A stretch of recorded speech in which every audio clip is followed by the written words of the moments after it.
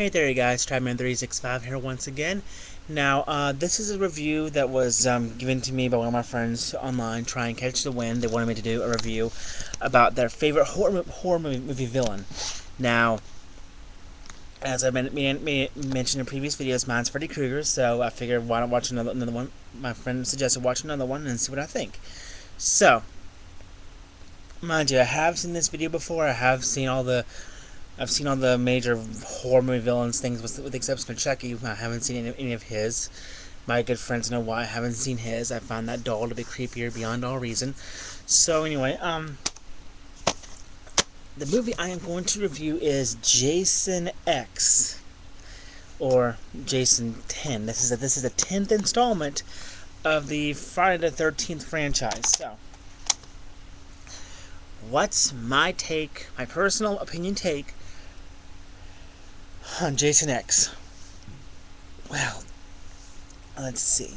Now, anyone who's seen Friday the 13th knows the basic of Jason Voorhees. He's the guy that wears a hockey mask, whom supposedly died when he was a kid, but he somehow didn't die when he was a kid. And then he now wears a hockey mask, killing people with a machete and various weapons. Now, the first Friday the 13th was good. That's a classic in itself, the original Friday the 13th. Now, after so long, as in with any horror movie, the air just gets thin. By the time it gets to the 10th installment, it's crazy. So here's what's wrong with this movie. I'll get to the good things later. Is there any good things? Yeah, there's a couple. Small, but eh. Anyway, what's wrong with this movie? For one, you got all of that creepy Jason music. Yeah, that's horrible doing of it, but whatever. So anyway, that particular music that they do to build suspense is gone.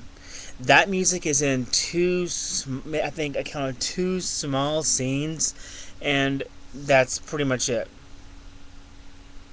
Yeah, that's all the music that we have in this one. They do some kind of weird new music, but with Jason, you kind of have to keep the music. You know, kind of like a Freddy Krueger, they keep the whole same Freddy music, for the whole way through all the Freddy movies. This one, it's just different stuff in this one that I personally did not care for. Now, what else is wrong with this movie? The kills. Once again, the kills. I mean, it's Jason, so pretty much it's gonna be some form of stabbing and cutting and slicing and dicing in some way, shape, or form. I will give them credit. There was one unique death to this movie, because this movie does take place in the year 2455. Yeah, I got it right. The year 2455. Jason cryogenically freezes with the frozen nitrogen, freezes someone's face and bashes it against the wall, and it shatters into millions of pieces. I will give them credit. That was pretty unique for a kill in a horror movie, besides the basics, stabbing and brute strength and whatnot. So, that's pretty much all I can say about the kills. I mean, it's pretty much, like I said, it's your basic stabbing and then they're dead, So, the acting. It's, not there. It's really terrible acting. It's horrible acting. These people can't act. They pick random people off the street and say, you, and you. You are all going to play the people in this horror flick. And you, the guy that's played Jason for the past 3 movies, you're going to play Jason once again. Because they do have the same Jason for the last 4 movies, I think they said. Yeah, for the last 4, they kept the same guy to play Jason. Which, that's something you don't really want to be known for. I want to think, I'm the guy that's behind the hockey mask killing people. Yeah, that doesn't look too good on a resume now, does it? So, let's see what else can I say that's bad about this movie before I get to the good stuff. It's not really scary anymore at this point. I mean, the first one was kind of creepy. The second one was kind of creepy. And then, as the movies progress, they get less and less creepy, and the movies get more and more predictable. And by the time that the 10th one rolls around, it's just gotten to the point now where you say, oh, they're dead. Oh, they're goners. Oh, they ain't gonna make it. Now, of course, like in most horror movies, the people that have sex in the movie, the ones that make out, they die. If you have sex in one of these movies, you're dead. Jason will find you, and Jason will kill you for having sex. because as we all know, in horror movies, sex is a big no-no. No sex allowed in horror movies. If you have sex in a horror movie, you are going to die. So, what else can we say bad about this movie? Let's see. They take place in 2455. You would think that they would have some, some interesting weapons that they use, and really they don't. It's all the basic guns that they use. I mean, they're high speed guns that don't really, nothing too fancy or too much new. I mean, it's not like the whole laser shooting, and it's not the whole beaming up Scotty. It's that we're now in space because we killed the Earth from pollution, and it's now a dust barren whatnot, a dust barren place. So. How they get to the future, actually, it's actually kind of interesting, but at the same point, it's kind of... Jason and a scientist are cryogenically frozen. They're cryogenically frozen, and then a team from Earth 2 come back to Earth 1 to look for stuff, and they find Jason, and they find the scientist, whatever her name was. They don't really specify. As I said, I can't remember the names because all the names are bad. The name that you remember is the main antagonist, which is Jason. So, let's see. Well, that's enough about the negatives, I think. Positives. Let's see. What can I say about positives about this movie? There are a few clever lines that are said.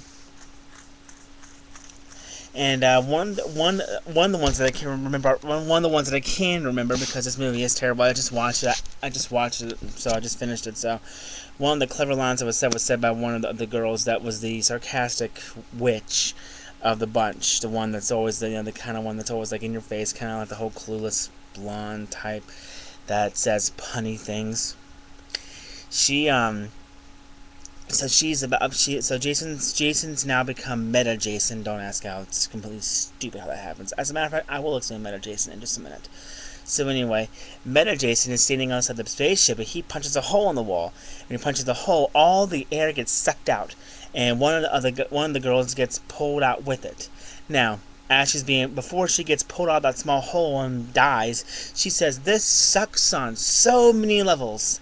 Which is, it's kind of cheesy, kind of punny, but whatever, because it sucks because she's about to die, and it sucks because she's being sucked out of a small hole. So, yeah. They could have made that very interesting. They could have shown her being sucked out the hole, but instead, all we get is we see her flying. We go back to the other characters. We hear her sound, and we see like little bits of blood on the wall, and that's it. So, I don't know why they couldn't have done that.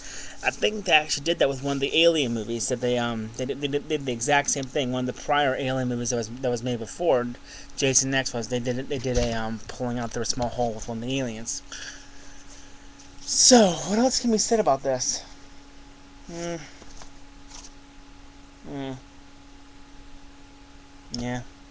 that's all I can really say. So to my friend online that suggested that I watch Jason X. Nah, it ain't good. I personally didn't care for it all. The original classic, the original Friday the 13th. Now that was a good movie. Now, I actually just bought this movie today because my friend suggested I watch one of the Jason movies and do a review about it. So I was at a store and I saw this in a bin, and I figured why not just buy it and watch it again to make sure that I was right about it the first time I saw it. And I was right. Jason X, it's a big letdown. And I just hit my laptop.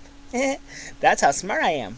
So, yeah, but it really, no.